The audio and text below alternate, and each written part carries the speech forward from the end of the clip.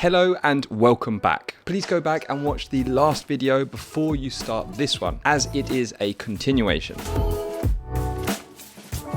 This ancient wall hugging the cathedral isn't just masonry, it's the last visible trace of the old Castillo de San Felipe, part of a medieval fortification built around the year 1000 on the Somorrostro hill. Hidden for centuries behind the cathedral's chapter house, this 2-meter thick wall emerges today as a monumental relic of the city's earliest defenses. It's a powerful reminder that Santander began life not merely as a port or parish, but as a strategic stronghold rooted in the medieval struggle to control access to the bay. As such, this wall represents Santander's origins and endurance, anchoring the cathedral within a landscape shaped by both faith and fortress. So this wall that is going round the cathedral is actually of significant importance for basically protecting the cathedral during the time which predates the Romance period. And one of the most interesting things that I just read, the reason why they needed to protect the cathedral was actually because of the invasion of the Vikings and the Normans. So we're about to enter the cathedral, but as you can see it says no video, so I won't be doing that inside, but I will tell you how it is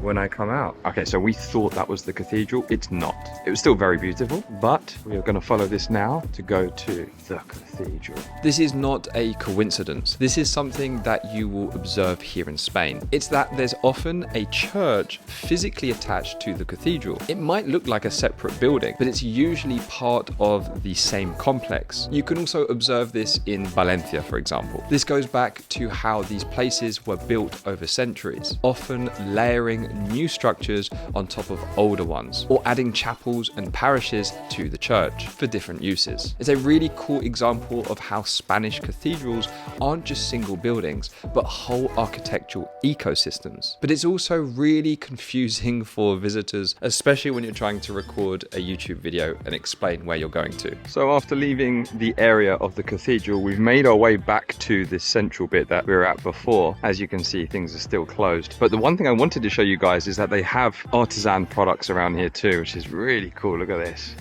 Loads of tents up. I have absolutely no idea where the beach is, but it says here Playa del Puntal, and you can see an image of the place right here.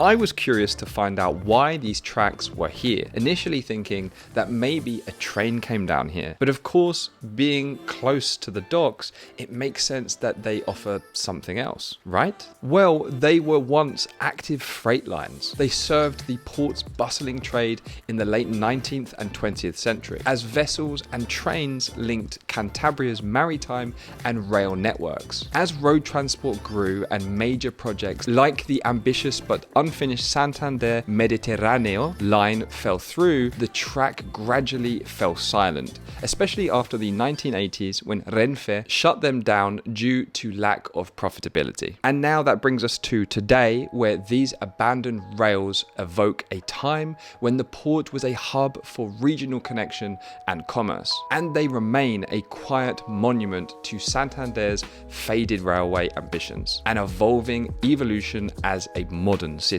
There's a gentleman there going for a beer. It's not the reason why I did this recording, but I thought I'd point it out. Anyway, we have just walked all the way from here to here, and the reason why is we thought that this just connected simply over there for us to continue our walk. It turns out, well, that's just not the case. So in order for us to get back over this side, we need to walk all the way back this way, turn right. This is part of the adventure.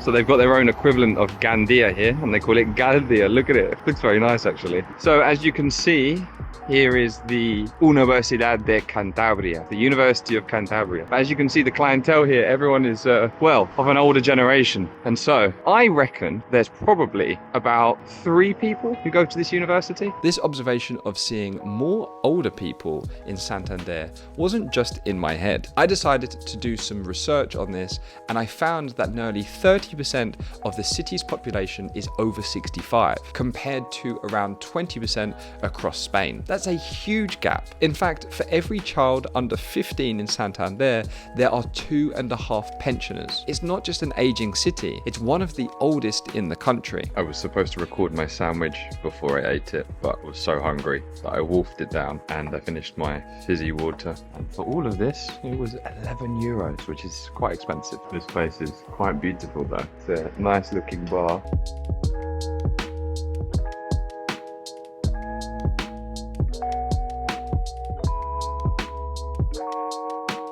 Okay, so there's some lovely food places on the side here, Korean barbecue. We literally just came out of Barber, which is just there.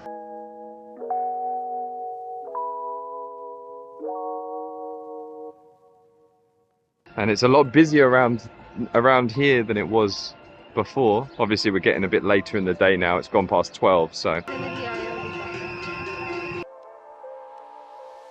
So we were here before, but as you can see, there's a lot more people here now. We just took the number 4 bus to get here. It was €1.30, so it's pretty affordable. But as you can see where we are now, it's very beautiful. We're gonna have a walk around. We've had some lovely food, as you saw before. Honestly, this place is super beautiful. It's very green. It's very warm here too. This was the other way we were trying to get around here. Look, you can see these bikes, too beefy. Would have been very useful to use these, but we couldn't figure out where and to we could go from, so there we are.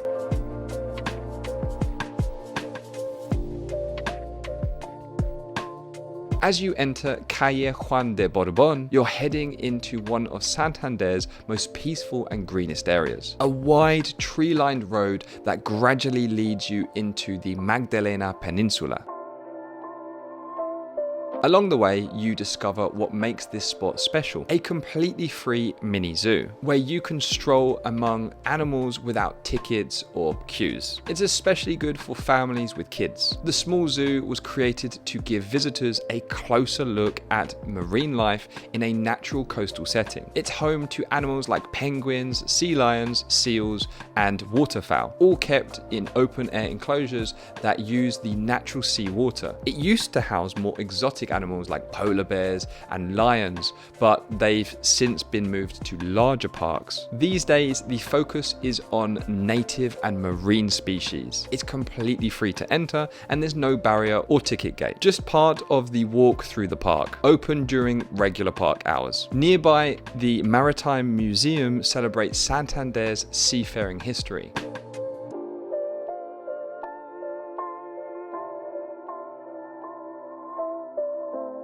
At the heart of it all sits the Palacio de la Magdalena, built between 1909 and 1911 for King Alfonso VIII as a summer residence. Since then, it's hosted university summer courses and now functions as a museum and conference center. It's easily one of the most visited buildings in the city, even though it's not even technically in the heart of the city. You have to take a bus to get there. So that just shows you how important this area is. Guided tours of the palace cost around €6.50 per person. The palace grounds are open most days, but the interior has a set visiting time, typically mornings and afternoon slots, with a break in the middle of the day, which is of course very typical everywhere in Spain. I was doing research for this and tried to find the exact times, but my recommendation would be to just check the website before you go and just make sure that it's open when you're planning to go. Look how long this beach is, going all the way along here. The thing is, we're so far away that it probably doesn't do it justice as to how long this must be. Impressive. And it's really given me vibes of when we were in Brittany, to be honest. It's very similar to Brittany in a way. Beyond the palace, the park offers walking paths, panoramic views over the bay, and 2 small beaches.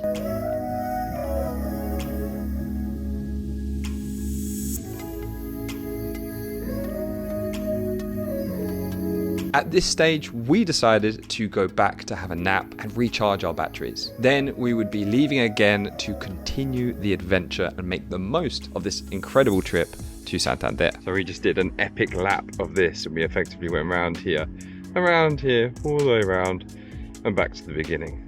I think this might be the first time I've ever seen this. We're on an escalator in the street. How convenient. This is how we know we're not in Valencia anymore, because it is incredibly hilly. And as with all things, you can't actually see how hilly it is from the footage, I don't think. Obviously, we've come a little bit higher up into the city.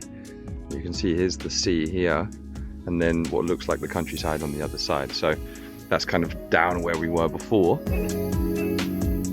One of the most unusual features of Santander is the funicular de Rio de la Pila. At first, it looks like a lift built into the side of the hill, and that's basically what it is. It's a sloped outdoor funicular that quietly connects the lower part of the city with the upper neighborhoods, climbing around 38 meters in just over a minute. It was built to help locals deal with the city's steep terrain, but it's completely free and open to everyone. What's brilliant is that you get these sweeping views over the rooftops, the port, and even the mountains on a clear day. As you can see, we were not so lucky with this, and it was not a clear day, but it was still beautiful nonetheless. And actually, I do have a deep appreciation for this kind of moody weather. Coming from the UK, you don't really appreciate it when you're living there and you're living in it. But now that I live here in Spain, specifically in Valencia, I don't see it that often. Clearly, they still have it here in the north of Spain. Anyway,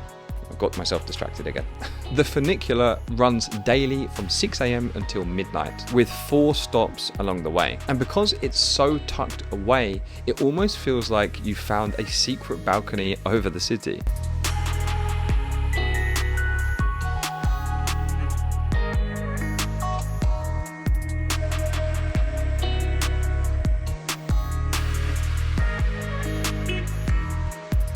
And that wraps up our journey through Santander. You can check out this video if you want to keep exploring with me. Let me know in the comments, have you ever visited? What was your favorite part? Did you catch the funicular, or maybe hang out with the animals on Magdalena Peninsula? Or was there something in this video you'd never seen before? Maybe there's something that I missed that I should have seen. I'd like to hear your thoughts in the comment section. Don't forget to like, comment, and subscribe. See you in the next one. Thanks.